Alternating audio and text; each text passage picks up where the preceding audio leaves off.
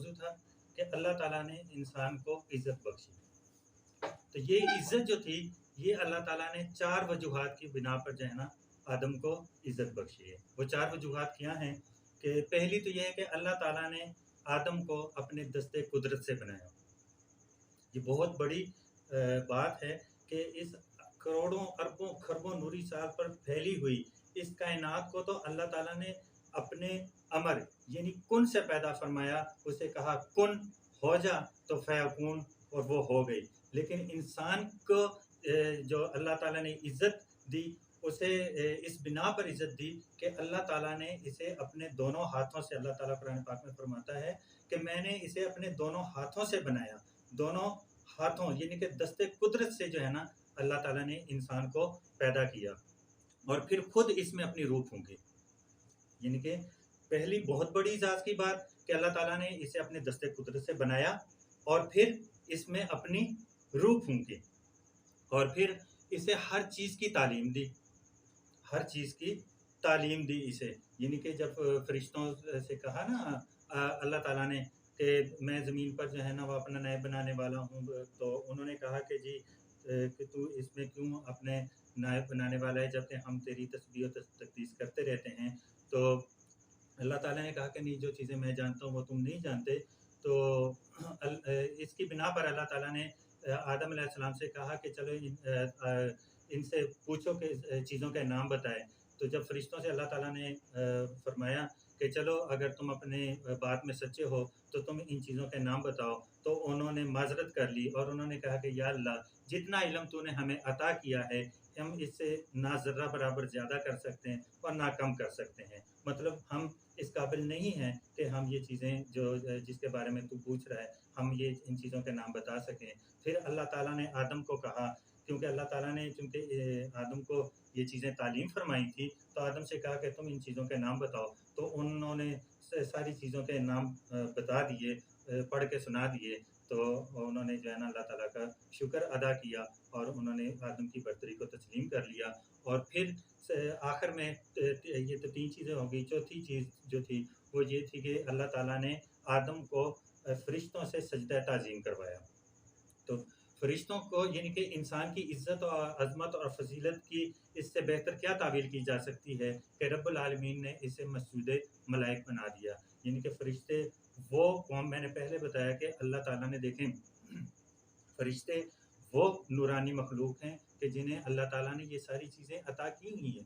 انہیں عقل, سوجھ بوجھ, فہم و فراست, فصاحت و بلاغت اور عقل و شعور اور علم و دانش انہیں عطا کیا ہے. اور وہ یعنی وہ مخلوق ہیں کہ جو ہر وقت ہر گام اللہ تعالیٰ کی عبادت کرتے رہتے ہیں. ان کا اٹھنا بیٹھنا, سونا جاگنا, کھانا پینا, ایون ہر چیز جو ہے وہ صرف اور صرف اللہ تعالیٰ کی عبادت ہے. جبکہ انسان کو اگر دیکھا جائے, آدم کو دیکھا جائے تو آدم جو ہے نا وہ بڑا گنہگار بھی ہے.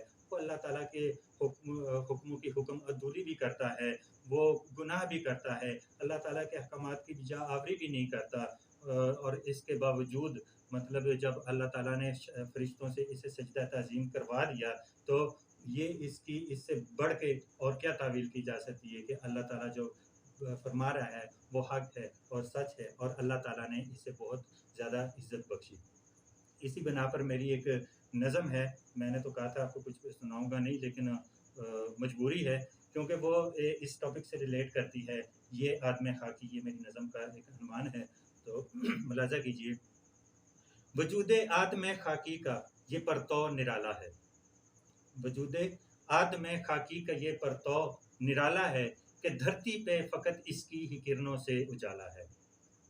خدا کے رازوں میں سب سے بڑا یہ راز ہے خاکی. خدا کے رازوں میں سب سے بڑا یہ راز ہے خاکی کہ ایک سجدہ فقط اس کے گناہوں کا کفارہ ہے. ملائک نور سے تو نار سے جنات ہیں لیکن, ملائک نور سے تو نار سے جنات ہے لیکن یہ خاکی اپنی فطرت میں دو نونوں سے بھی اعلیٰ ہے. اور نوید صبح کا پیغام ہے اس کے لیے لیکن, یہ نوید صبح کا پیغام ہے اس کے لیے لیکن یہ رنگ و نور تو اس کے ہی چہرے سے دوبالا ہے. اور بحر کی وسعتیں قزاق بھی ہیں اور مسافر بھی. بحر کی وسعتیں قزاق بھی ہیں اور مسافر بھی، بھنور میں ڈوبتی ناؤں کا ناخدا سہارا ہے، اور نہیں ہے موت اس کو، موت تو ہے موت کو خالد. یہ مقطع ہے. نہیں ہے موت اس کو، موت تو ہے موت کو خالد، یہ خاکی خاک پہ خالق کا نائب ہے دلارا ہے. تو عرض یہ کرنی تھی کہ یہ انسان جو ہے اسے موت نہیں ہے. اگر ہم سمجھیں نا کہ انسان مر جاتا ہے، مر کے مٹی ہو گیا، ختم ہو گیا، اس کے لیے موت نہیں ہے.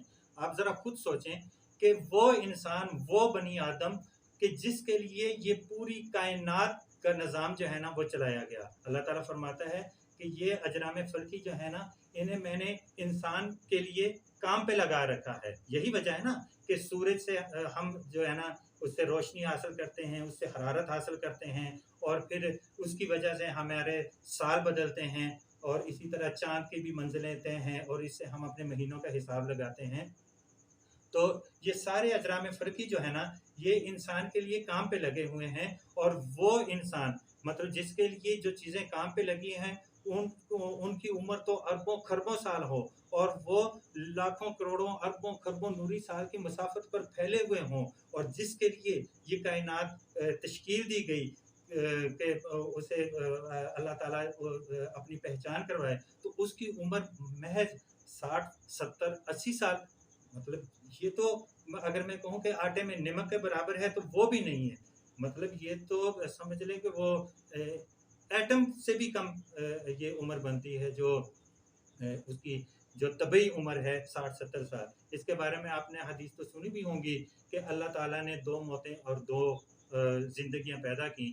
وہ مفسرین تو لکھتے ہیں کہ وہ پہلی موت جو ہے وہ مطلب وہ اس صورت میں ہے کہ جب ابھی انسان ابھی کچھ بھی نہیں تھا. لیکن میں سمجھتا ہوں کہ اس کو 3 زندگیاں جو ہے نا وہ دی گئی ہیں، اور وہ 2 موتوں کا جو ذکر ہے وہ اس طرح سے ہے کیونکہ کوئی چیز زندہ ہوگی اسے موت آئے گی تو اسے موت سے تشبیہ دیں گے، اور جو پہلے سے ہی چیز ہی موجود نہ ہو اس کے بارے میں تو ہم کوئی بات کہہ ہی نہیں سکتے. تو یہاں بات کرتے چاہیں الستو بربکم قالوا بلا، کہ جب اللہ تعالیٰ نے تم آدم یعنی کہ آدم علیہ السلام کی جو پشت سے وہ تمام انسانیت جو قیامت تک آنے والی تھی اس کو نکال کے کھڑا کیا، اور اس سے یہ وعدہ لیا کہ الستو بربکم، بتاؤ کہ کیا میں تمہارا رب نہیں ہوں. تو ان سب نے ہم نے وعدہ کیا کہ قالوا بلا، کیوں نہیں، تو ہی ہمارا رب ہے. اس کے بعد اللہ تعالیٰ نے اسے ایک گہری نیند سلا دیا، یعنی اس پر ایک موت طاری کر دی. وہ کون سی موت تھی؟ وہ جزوی موت تھی. وہ جزوی موت اس پر طاری کر دی. اس کے بعد ایک نظام کے تحت، ایک پورے نظام کے تحت اللہ تعالیٰ نے انسان کو پھر جو ہے نا نطفے سے بنا کے اس کو پیدا کیا. تو وہ جب زمین پہ انسان پیدا ہوتا ہے ماں کی کوکھ سے، جب جنم لے کے وہ زمین پر آتا ہے تو یہ اس کی دوسری زندگی ہو جاتی ہے. ایک پہلی زندگی دی، اس کے بعد اسے موت دے دی، جزوی موت دے دی. اس کے بعد زمین پر اسے دوبارہ زندہ کیا، اور وہ اپنے تمام معاملات طے کر کے تقریباً 60 70 سال کی عمر، جو مطلب اس میں تو ہے کوئی کس کی کتنی عمر ہوتی ہے، کس کی کتنی عمر ہوتی ہے، لیکن میں ایک ایوریج عمر کی بات کر رہا ہوں جو انسان اپنی پوری ایک زندگی گزار کے تو موت کی طرف جاتا ہے. وہ تقریباً ایوریج جو ہے وہ آج کل تو 60 70 80 سال ہی ہے کہ وہ جب اپنی یہ زندگی پوری کرتا ہے تو اسے دوبارہ موت دے دی جاتی ہے.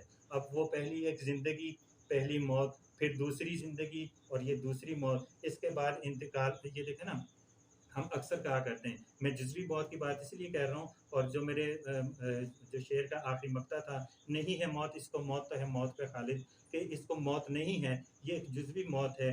ہم میں سے جب بھی کوئی انسان فوت ہو جاتا ہے ہم اکثر کہا کرتے ہیں کہ جی اس کا انتقال ہو گیا.